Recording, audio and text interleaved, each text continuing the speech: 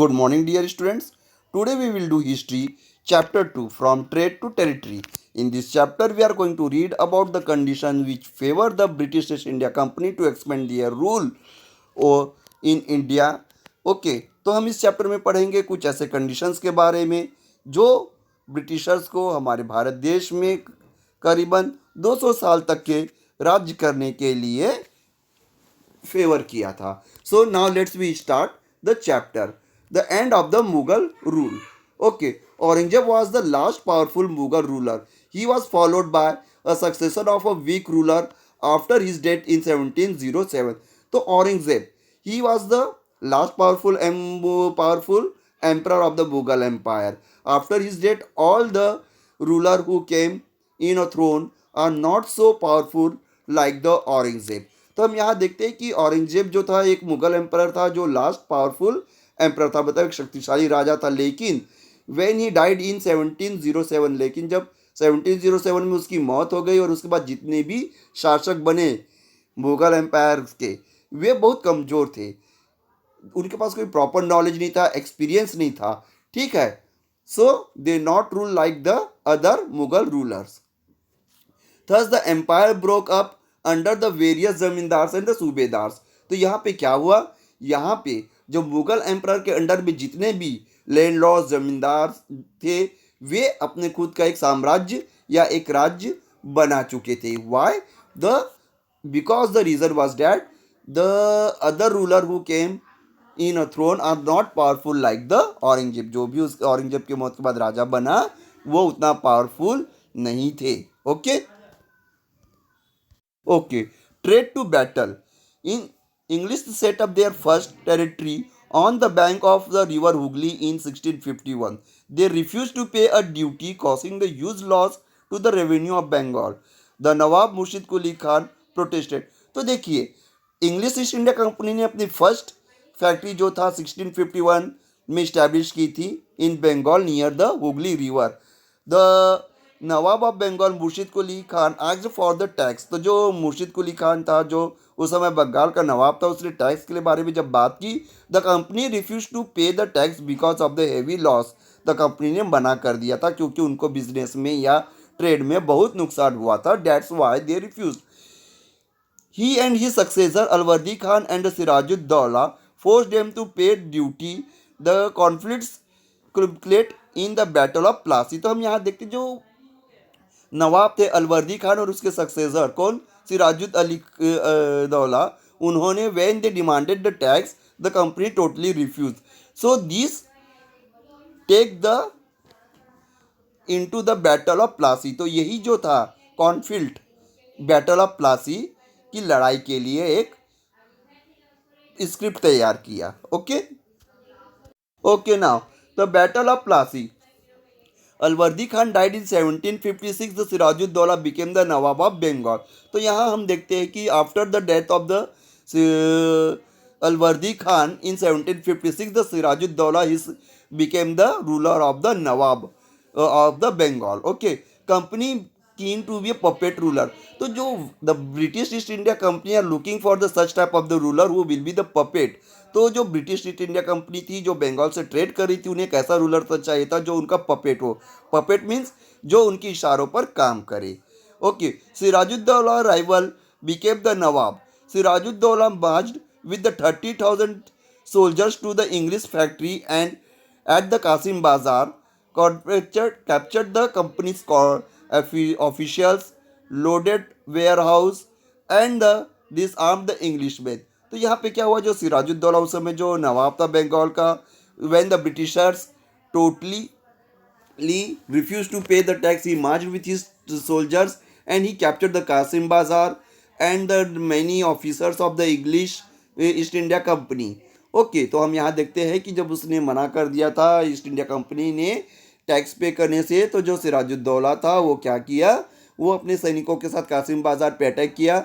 वहाँ से जो उस समय ब्रिटिश जो ट्रेड करते थे उनके वेयर हाउस मतलब कि स्टोर हाउसेस को अपने अंडर में ले लिया, उनके बहुत सी ऑफिसर्स को कैद में कर लिया था. Okay, on hearing the news the fall of the Calcutta the company official in Madras sent the force under the Robert Clark. After hearing this conflict, जब इस कॉन्फ्लिक्ट के बारे में हायर अथॉरिटी को पता चला तो क्या क्या मद्रास से एक रेजिमेंट मतलब कि सैनिकों की एक टुकड़ी भेजी गई रॉबर्ट क्लाइव के अंडर में, कहा, कलकत्ता में। Okay, in 1757 Robert Clive low lead the company army against the Sirajuddaula Plassey. तो 1757 में क्या क्या रॉबर्ट क्लाइव ने जो था वो आर्मी का जनरल ऑफिसर बन के क्या किया, सिराजुद्दौला को बैटल ऑफ प्लासी में डिफीट किया। The main reason for the defeat, Mir Jafar never fought the battle. तो देखिए उसके जो सहयोगी थे सिराजुद्दौला के, तो मीर जाफर, उन्होंने कभी भी मीर जाफर जो था उन्होंने सिराजुद्दौला का सपोर्ट नहीं किया। Y? Because the Robert Clive have given the assurance after winning the Battle of Plassey, he will be the Nawab of the Bengal. Clive secured his support to make him Nawab. Battle of Plassey became the famous because it was the first major victory of a company in India. So this Battle of Plassey was famous. Why? Because it is the one of the first victory of the Britishers in India. तो ये battle of Plassey उनकी एक major victory थी भारत देश में, और पहली भी। Okay, the Battle of Buxar. After the Battle of Plassey, the Battle of Buxar was fought. Okay, after the defeat, Mir Jafar made the Nawab, but he also protested and thus was replaced by the Mir Qasim. तो इसमें क्या हुआ, देखिए battle of Buxar क्यों हुई? After the Sirajuddaula the Mir Jafar came in a throne, उसने राजगद्दी संभाली, अपने नवाब बंगाल की नवाब बना। But again he was be a puppet, वो पपेट था ब्रिटिशर्स की, अगर उठने बोलते उठो, बैठने बोले बैठो, उस प्रकार के उनकी इशारों पे नाचता था। कई बार वे टैक्स भी पे नहीं करते थे, कंपनी मीर जाफर से ही एक्सपेंस मांगती थी, तो इससे वो परेशान हो चुका था। और जब उसने प्रोटेस्ट किया तो मीर जाफर को हटाकर मीर कासिम को नवाब बना दिया गया था बंगाल का। मीर कासिम कब compelled and fought the Battle of Buxar in 1764 but eventually lost। तो देखिए मीर कासिम और ब्रिटिशर्स के बीच में बैटल ऑफ बक्सर हुई 1764 में। इसमें नतीजा क्या हुआ, what was the result? The Mir Jafar lost the battle. In 1765 the company was appointed the Diwan of the Bengal by the Mughals। Thus the revenue from the India could finance the company expenses. तो इस प्रकार से जो भी area या territory Britishers के द्वारा जीत ली जाती थी तो वो वहाँ से रेवेन्यू या कुछ हिस्सा एक टैक्स के रूप में लेते थे। Why? To fulfill their needs, to fulfill their expense. वो रेवेन्यू का कुछ हिस्सा अपने लिए इसलिए ले लेते थे क्योंकि वो उस पैसों से या टैक्स से अपने एक्सपेंसेस को मेंटेन कर पाई। This is the, in this diagram और the picture we can see the battle ground of the of Buxar. Now Nobs. British officials such as the Clive, who managed to return to the Britain with the wealth, led the flashy life and flood। तो जब देखिए after winning these two battles, the Robert Clive became the one of the wealthiest person, and when he was returning to England from India, he has a lot of amounts of wealth। तो इस प्रकार से जब वो and he lived a luxurious life। Okay तो इस प्रकार जो रॉबर्ट क्लाइव था उसने दोनों बैटल से टैक्सेस के द्वारा बहुत सा धन कमाया और एक बहुत ही लेविश और लग्जरियस लाइफ जीता था। Okay, they were called the nobs, और इस प्रकार के पर्सन्स को नॉब्स कहा गया। They were seen as the upstart and the ridiculed in the society. So the many of the other East India companies official following the Robert Clive, they also started collecting the lots of tax and started living a lavish and luxurious life। इस प्रकार हम देखते हैं कि इसी को follow करते हुए रॉबर्ट क्लाइव की इसको फॉलो करते हुए अदर जो ब्रिटिश ऑफिसर थे उन्होंने भी बहुत से टैक्स से कलेक्ट किया हुआ पैसे से लग्जरियस लाइफ जीना शुरू कर दिया था। Now, company rule expands. Company rarely launched a direct military attack or unknown territory.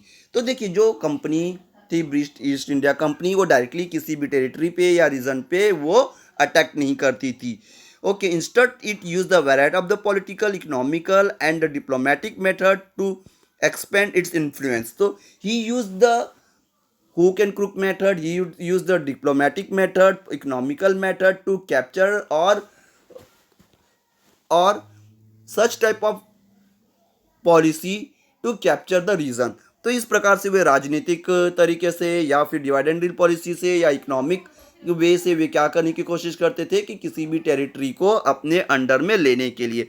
After the battle of Buxar in 1764 the company appointed the residents in Indian states. तो देखिए आफ्टर विनिंग, जब Britishers 1764 में battle of Buxar जीते तो उन्होंने क्या किया, उस जीते हुए एरिया को क्या करते थे, वो अपना नवाब तो अपॉइंट करते ही थे अपने हिसाब से, जो उनके पपेट के रूप में काम करे, पर अपने वे उसके काम को देखने के लिए, टैक्स को कलेक्ट करने के लिए एक अपने तरफ से एक आदमी या एक ऐसे व्यक्ति को अपॉइंट करते थे जो ब्रिटिशर्स के फेवर में काम करे।